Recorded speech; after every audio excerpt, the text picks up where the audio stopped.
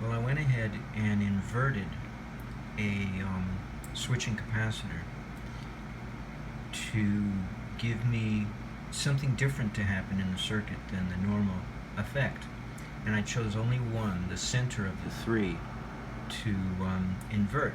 And the way I inverted it to get the best result was to swap the names on the resistors so that the on resistance of 1e to the 100 and the off resistance of 1e to the negative 15 should change position per half cycle of the switching cycle.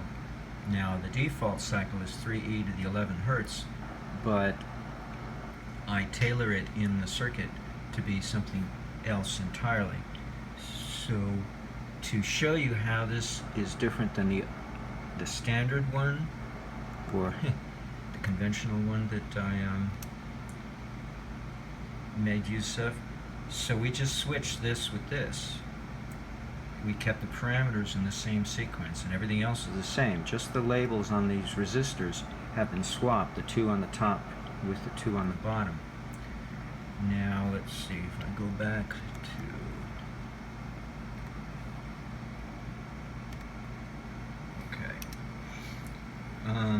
so this is what the outcome was on the two resistors. I have them labeled. Well, actually, they came labeled R1 and R5.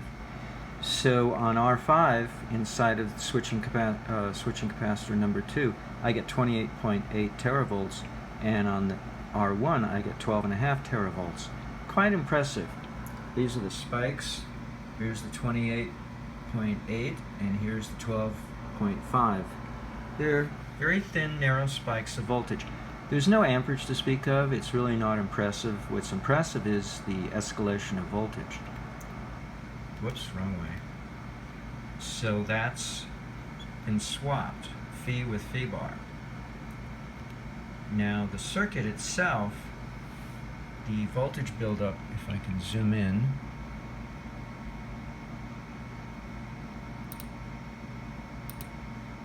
is very impressive.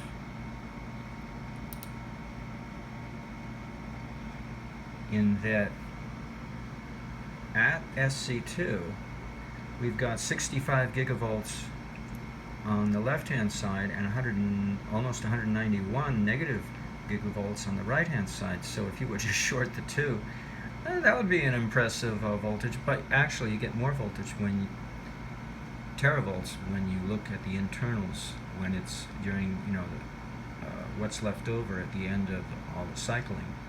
So that's pretty impressive. It's at a cost of amperage drain on the loads, so I'm not looking anything practical out of this, obviously. I'm just impressed that I could get it to behave differently in a more extreme fashion.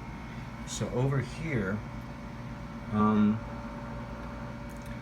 there's more buildup on the inside. Oh yeah, and I was able to raise the resistance to 10 gigaohms without the matrix's singular error taking place, preventing me from getting any kind of readouts.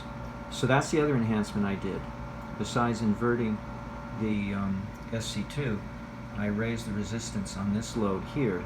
So obviously the current coming out through it was reduced, but the buildup of voltage right behind it went up by a significant amount. Let's see if we can find out how much amount. So that's 8 megavolts. So let's see if I can find.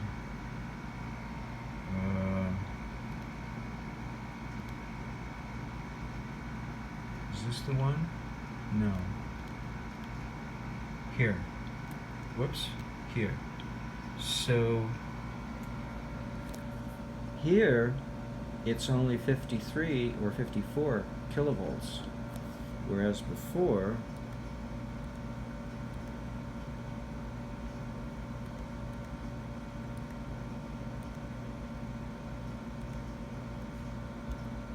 so that's an improvement. What is that?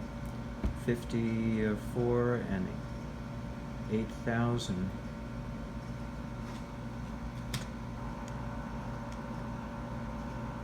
8,000? Yeah, 8,000. Well, 8.4. 8.4 thousand divided by, what was it, 55?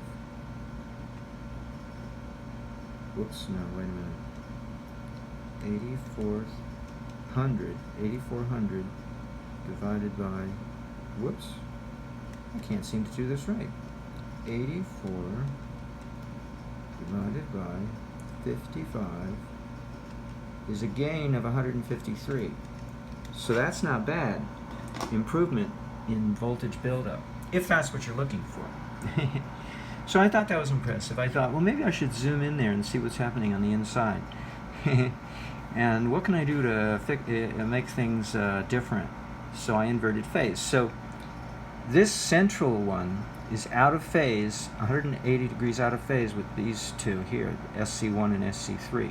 And this is the center one because this is where all the voltage tends to build up, is along the center spine of this 4-module LMD analog computers, right along the center spine. So I thought I'd invert this, play around with this to see what would happen. I could have done it the other way, inverted the two outer ones and left the middle one alone. But as it turned out, this was pretty good.